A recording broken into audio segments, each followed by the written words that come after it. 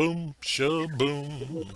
Hey, everybody, this is Just in Case of Americans Talking, joining our friend and media personality, Jerry Maldonado. Bionics in here, back for another Yes, installment of Meatball Perspectives and Proverbs. Hello, Jerry. I was going to say, Mr. Feedback is here, man. How are you? Well, I'm good. That's the amazing thing when what we're laughing about is these hearing aids are so spectacular that they actually create feedback because Yeah, his microphone is picking up what his speakers in his ears are saying.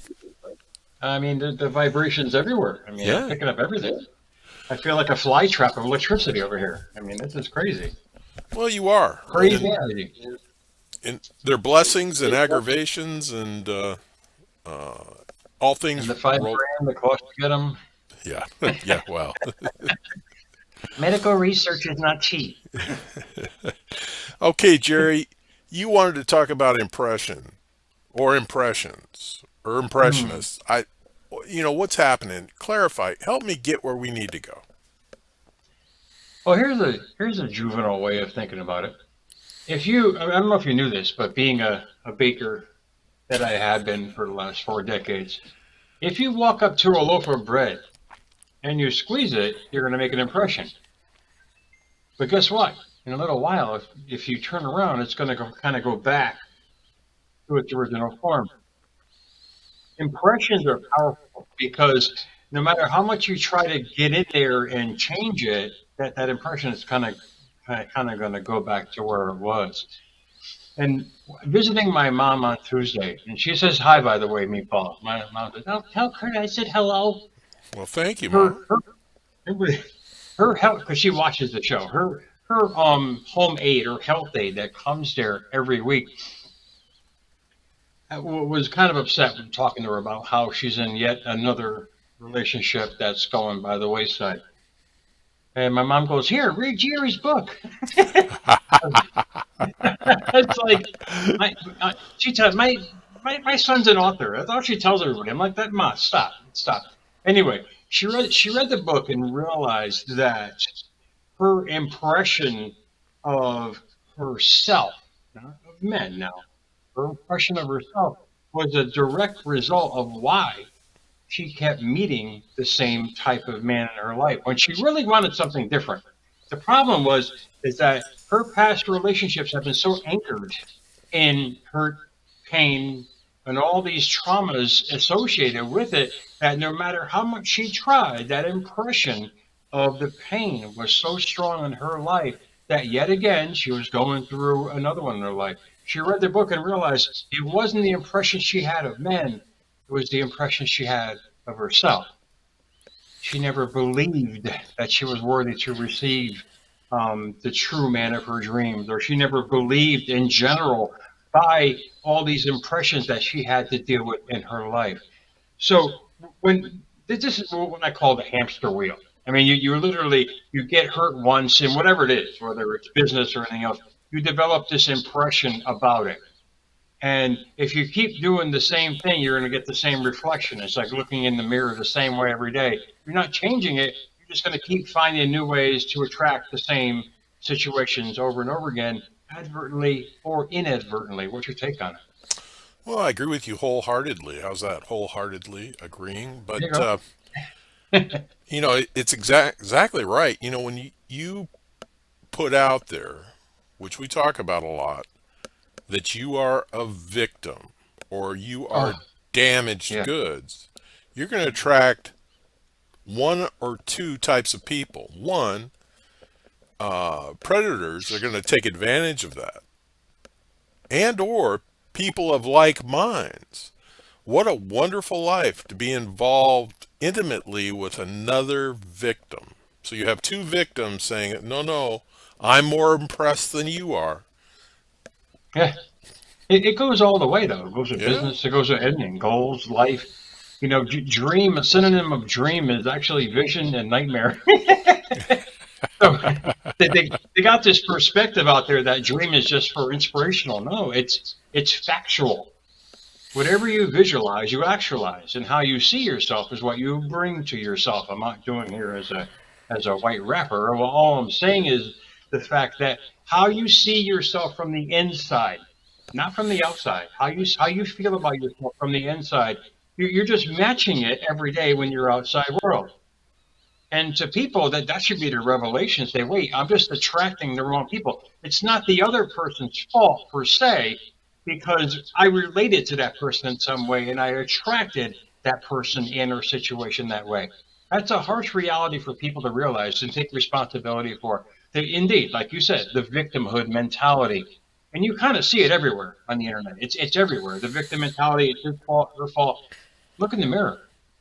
I mean, you do it every day with your, when you're, say, psyching yourself up for the day. You use the mirror technique. Indeed, people see themselves in the mirror. You smile, you get a smile back. You frown, you get a frown back. Life is exactly the same way. What you give out is what you're going to get back. Well, I agree with you, Jerry, and jumping back to relationships, what you give out, you can become attracted to that. And that's why Yeah. you get in this, hamster wheel. You're just Mm. repeating the same scenarios one time after another, and you don't recognize it. And that's the most Oh, powerful gift you can do for yourself is to love yourself. Get on with it. Put the past to bed when you you can. broke a great point. Great point. Recognize, recognize, recognize. This is what people don't see. I mean, Hmm. ignorance is bliss.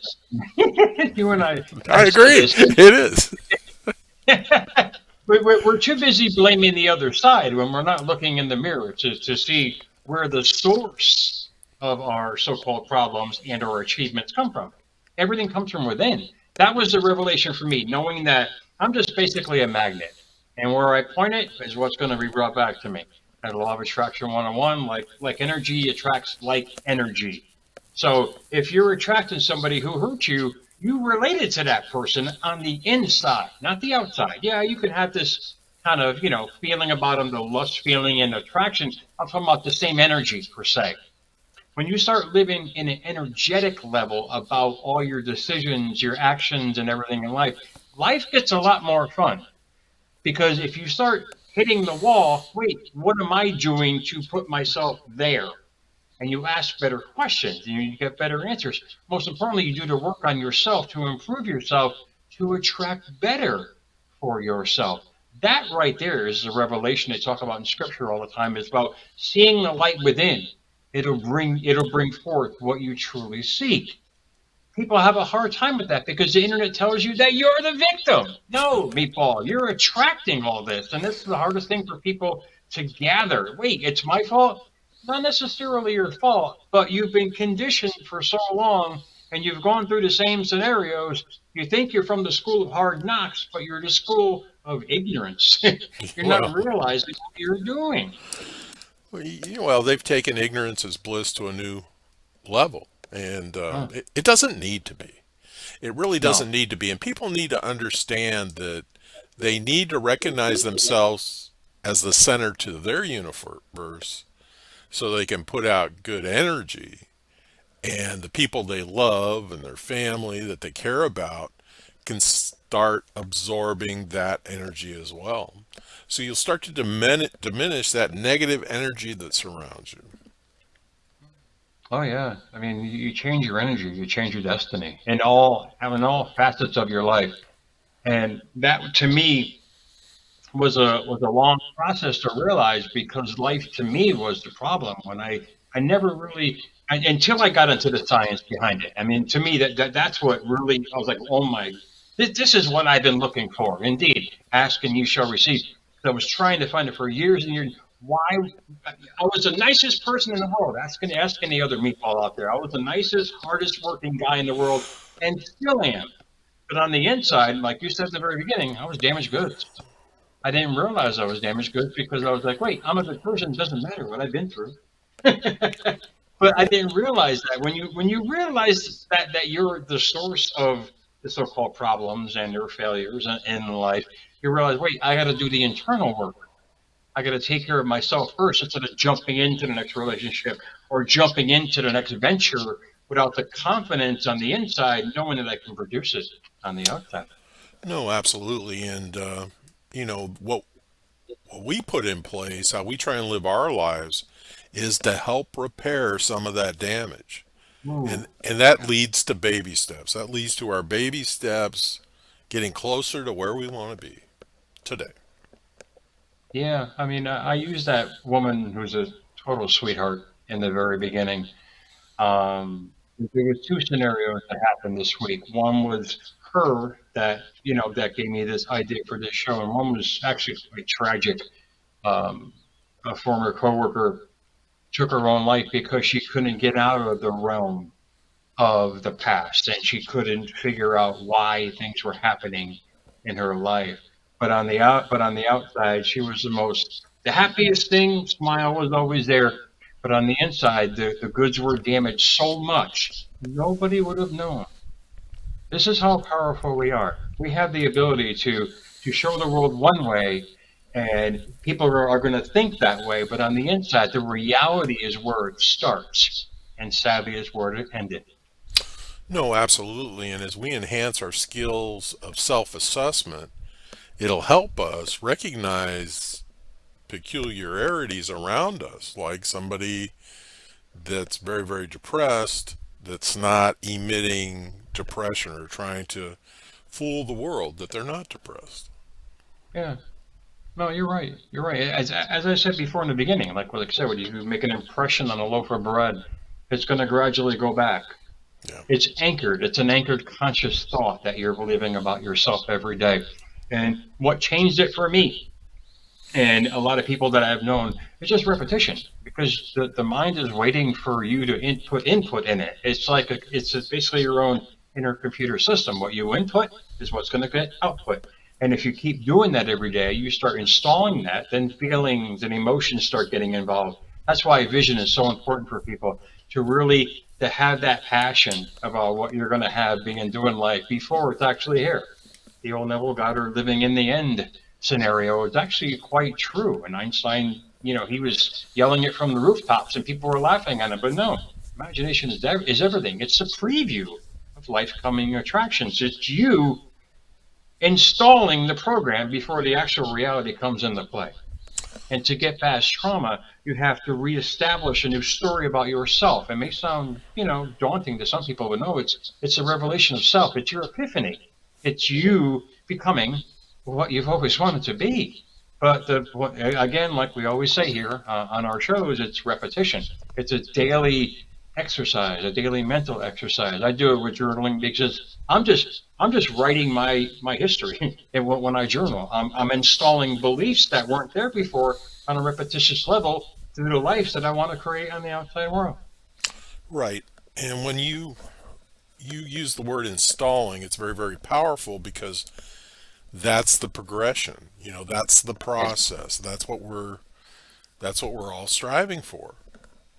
And the more we can Oh get yeah. in that frame of mind, the better we will feel, the better we will feel about ourselves. And as you always say, we'll put that out there, and that's what's going to come back to us. Well, input, you know as well as I do in our field, the media is pros at input. Yes. They'll constantly show you the same thing over and over. That's why they call it programming. I mean, they do this constantly enough. They're going to program you to automatically go back to their show or automatically go back to their website just by because this is how powerful the mind is. They know exactly how to program you. They know exactly what to show you. But people don't realize what to show themselves. When you realize what to show yourself, that will program it the same way. In other words, to bring you back there all the time. That's your passion, your goals, and your dreams, whatever it might be until you live a purposeful life, life is actually meaningless. It's you that make it meaningful. No, absolutely. And your ability to live it. Yes, absolutely, absolutely. I mean, to me, it was life changing. Knowing that basically the keyboard sitting in front of me is the same way I can program. In other words, my own thinking, which is going to change my energy. It's going to change. It's going to change my magnetism, my attraction force, and then my destiny. It's all the power of our mind, and if people can grasp it and understand that there is light at the end of the tunnel, but they have to light their own torch to get there. No, absolutely. And when this when your world came crashing down on you, you were just way too busy. I mean, you were way too busy trying to get from one day to the next that I think Yes. it all Oh, snuck up on you.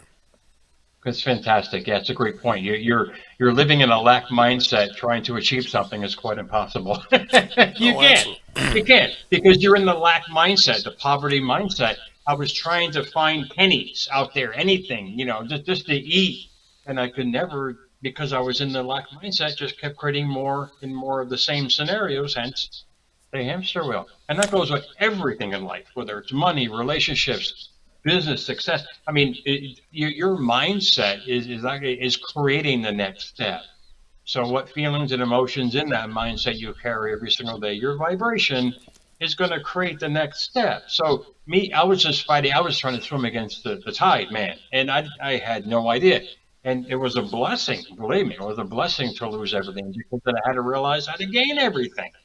And few people can get through that. They end up staying in that realm. That's called the poverty mindset and hence the poverty lifestyle, sadly. No, absolutely. And even today, I occasionally I'm just overwhelmed, not having enough time to get everything Mm. done that I want to get done.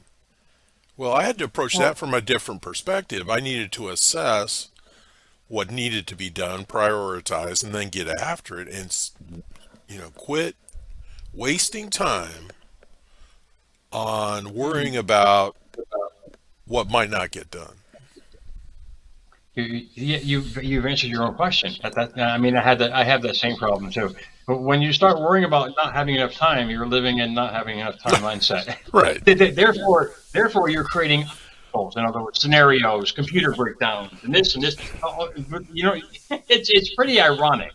And these are the revelations we have to ask ourselves. If we know we have enough time, all we have to do is prioritize what we're going to do and not think about not having enough time because Exactly.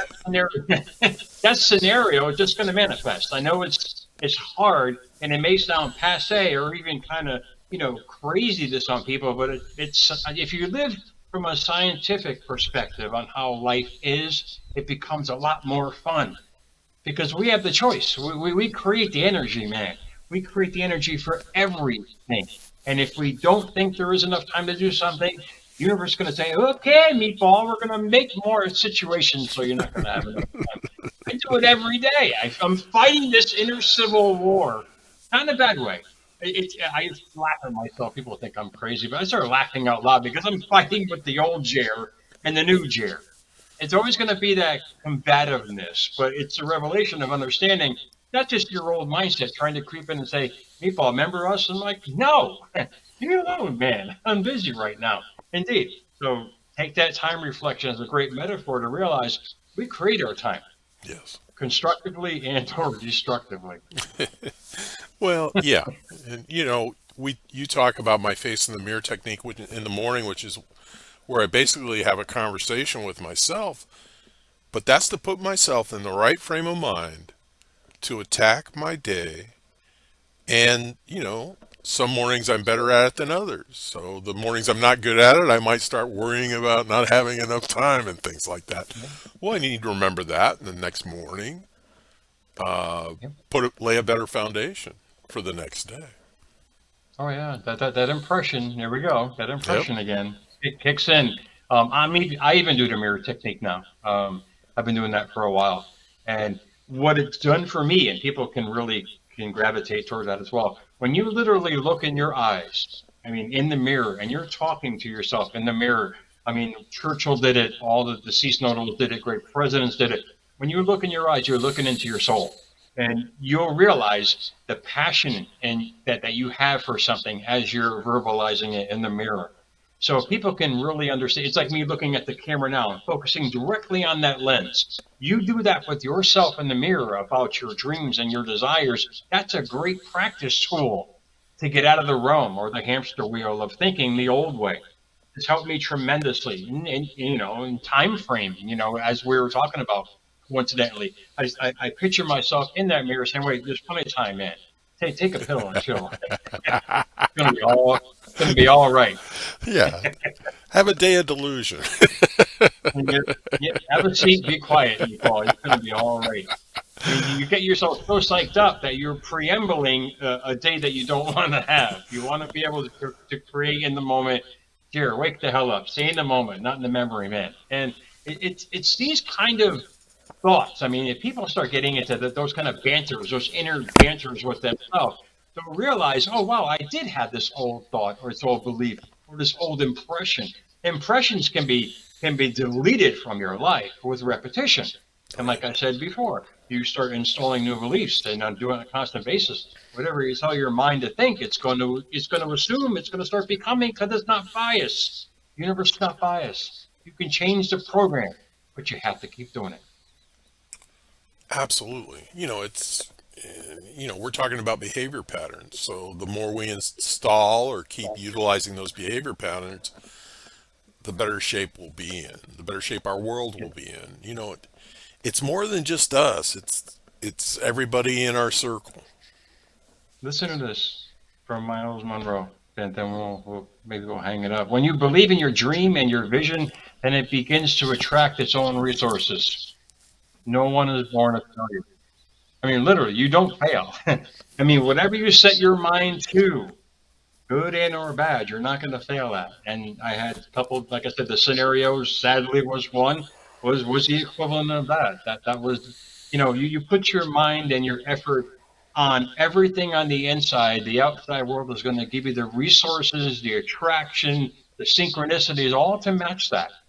You start practicing that every day. You start gaining control of your thoughts every day. You'll realize what you're attracting. Most important, get rid of the old impressions that keep gnawing at you like a pain in the ass, man. They keep coming back every single day because you keep focusing on them. With the vision and a mindset, that's not a problem anymore. No, absolutely. And Jerry, I think is a good place to wrap this one up. And before we go, hugs to your mom, and I'm glad she's thinking about us. And I hope watching this is helping somehow. Oh, she says meatball 20 times a day now, man. She's Good, meatball, good. meatball. She yells it, and I can hear her from across the room now, man. And she used to say it before I didn't hear her. Now I can hear her. So yeah, that's my nickname, little meatball. All right, everybody. This has been Just in Case and Little Meatball, bringing you meatball perspectives. Thanks for joining us. Remember, additional information and links are provided in this video to read more. Today's the day to subscribe to this channel. Please learn more about Jerry Maldonado when time permits.